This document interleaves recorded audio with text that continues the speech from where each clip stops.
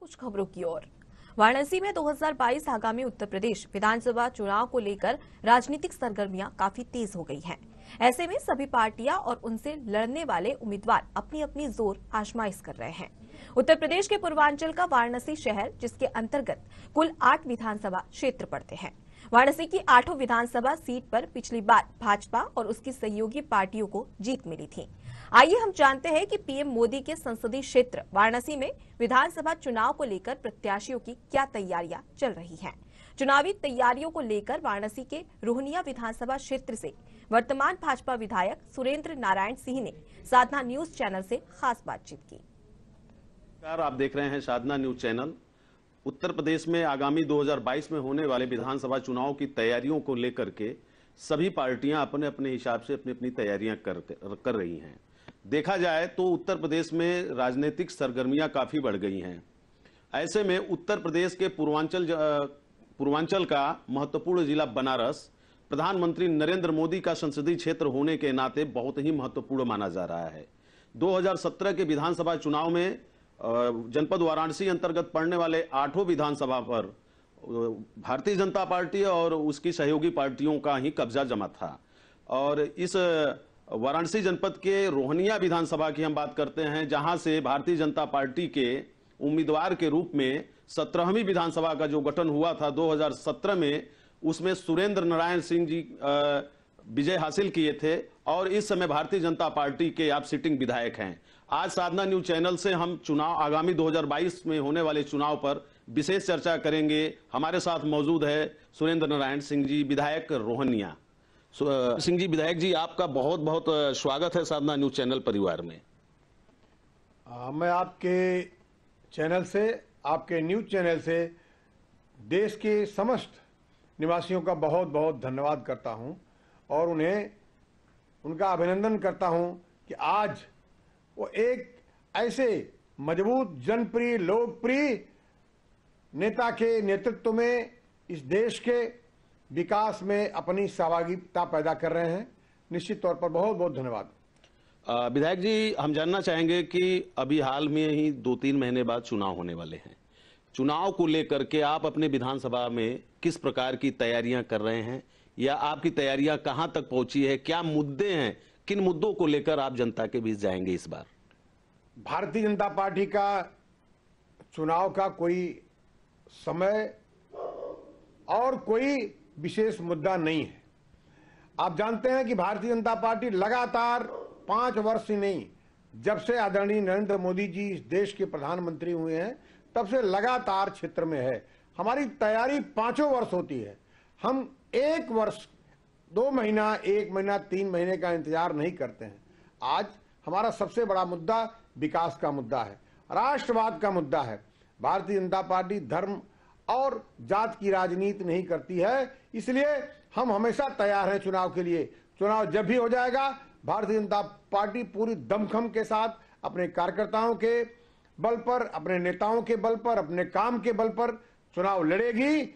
और मैं आश्वस्त करता हूं आपको कि पिछली बार से अधिक बड़ी मात्रा में भारतीय जनता पार्टी के विधायक उत्तर प्रदेश की विधानसभा में जीत हासिल करके पहुंचेंगे। विधायक जी, देखा जाए तो उत्तर प्रदेश में जैसे समाजवादी पार्टी है जो छोटी छोटी पार्टियों से गठबंधन कर रही है, पूर्वांचल की कुछ छोटी पार्टियां हैं जो कि पिछले विधानसभा के चुनाव में भारतीय जनता पार्टी की सहयोगी पार्टी भी रह चुकी हैं। इस बार वो छोटी पार्टियां समाजवादी पार्टी के साथ हैं, तो क्या आगे आने वाले चुनाव में इसका कितना प्रभाव पड़ेगा बनारस और पूर्वांचल पे, इसके बारे में आप? समाजवादी पार्टी का जो काम इसके पहले रहा है, इस प्रदेश की जनता ने देखा है। आज उनके साथ जो लोग जा रहे हैं वो सभी हताश और निराश होकर वो अपना अस्तित्व बचाने के लिए इकट्ठा होने का काम कर रहे हैं। इस प्रदेश की जनता समाजवादी पार्टी के शासन को देखा है, उनके अत्याचार को देखा है, अत्याचार को सहन किया है, किस तरह से गुंडा राज इस प्रदेश में फैला हुआ था, किस तरह से जमीन किया जा रहा था, किस तरह से देश में एक वर्ग विशेष के लिए काम किया जा रहा था, जातिवाद का नंगा नाच किस तरह से पूरे प्रदेश में फैला था। प्रदेश की जनता पूरी तरह से त्रस्त थी। आज उसी से निजात पाने के लिए भारतीय जनता पार्टी के नेतृत्व में उत्तर प्रदेश की जनता ने सरकार बनाया था और योगी आदित्यनाथ के नेतृत्व में विकास का जो एजेंडा उत्तर प्रदेश में चल रहा है, जो राष्ट्रवाद का एजेंडा जो चल रहा है, भारतीय जनता पार्टी के इस कार्य से, विकास के कार्य से, राष्ट्रवाद के कार्य से पूरी प्रदेश की जनता खुश है। लगातार आप सर्वे में देख रहे हैं जहां हमारी यात्रा निकल रही है, हम इस समय यात्रा की तैयारी में हैं और यात्रा कर रहे हैं। पूरे प्रदेश में जहां जहां भी भारतीय जनता पार्टी की यात्रा जा रही है, कितना उत्साह लोगों के मन में है आप ही को स्पष्ट दिखता होगा। और निश्चित तौर पर यह इस बात का प्रमाण है कि भारतीय जनता पार्टी की सरकार पुनः प्रदेश में बनने जा रही है और जिस तरह से लोग आकर्षित हैं वो इसका स्पष्ट उदाहरण है। विधायक जी, यदि देखा जाए तो कांग्रेस की राष्ट्रीय महासचिव प्रियंका गांधी आधी आबादी की बात कर रही हैं, उन पे ज्यादा उनका फोकस है। महिलाओं के आरक्षण की बात कर रही हैं, उनको 40% आरक्षण की वो बात कर रही है। इसका इस चुनाव पे कितना प्रभाव पड़ेगा, इस विषय में आपकी क्या राय है? मुझे बहुत हंसी आती है जो लोग लुभावने वादा करके केवल जनता को बेवकूफ बनाने का काम करते हैं। मैं जिस पार्टी का आप नाम ले रहे हैं उसका कोई अस्तित्व उत्तर प्रदेश में नहीं रह गया है। वो अपना अस्तित्व बचाने के लिए पब्लिक को झूठा लालच दे रही हैं। यदि उनको इतना ही शौक है तो जिस तरह से वादा वो कर रही है, क्यों नहीं उनकी सरकार जहां है वहां पर उसको पहले वो लागू करके दिखावे जनता को कि मैं जो वादा कर रही हूं वो करूंगा या मैं जो कर रही हूं वो करूंगी। क्यों नहीं राजस्थान में वो दिखा रही हैं, क्यों नहीं महाराष्ट्र में उनकी सरकार उनके सहयोग से बनी उसको दिखा रही है। उनको आगे आके पहले अपने उन प्रांतों में जहां उनकी सरकार है उनको अपनी घोषणाओं को लागू करना चाहिए, फिर उत्तर प्रदेश की जनता को बहकाने का काम करना चाहिए। आगामी चुनाव को लेकर के आप अपने विधानसभा क्षेत्र की जनता को क्या संदेश देना चाह रहे हैं हमारे चैनल के माध्यम से?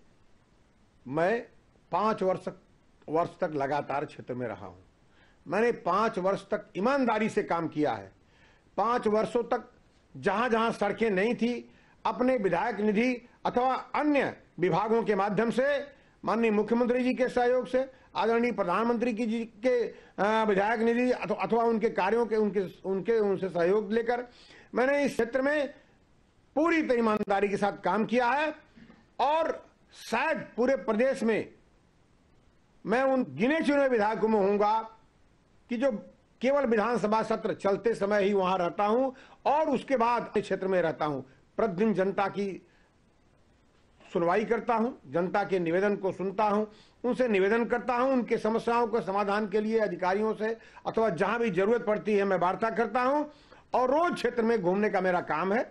इसलिए मुझे पूरा विश्वास है कि पिछली जो सरकारें यहाँ पर जिसका जो भी विधायक थे अथवा जो सरकार थी उससे ज्यादा मैंने काम किया है, इसमें कोई दो राय नहीं है। कोई भी आप भी जाकर चैनल से, अपने चैनल के माध्यम से निरीक्षण कर सकते हैं। जहां जहां टूटी फूटी सड़कें थी हर जगह अच्छी अच्छी सड़कें बन गई हैं और बड़े बड़े प्रोजेक्ट इस समय चल रहे हैं।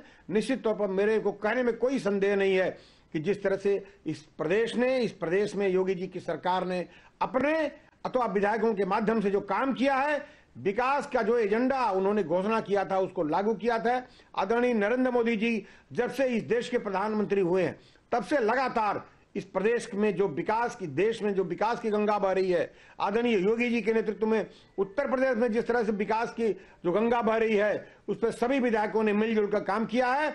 और हम सभी को पूरा विश्वास ही नहीं, पूरा यकीन है अपने देश प्रदेश की जनता के ऊपर को हमारे विकास के काम को महत्व देते हुए आने वाले विधानसभा में पुनः एक बार उत्तर प्रदेश की सरकार पूर्ण बहुमत से ही नहीं प्रचंड बहुमत से बनाने जा रहे हैं, इसमें कोई संदेह नहीं है।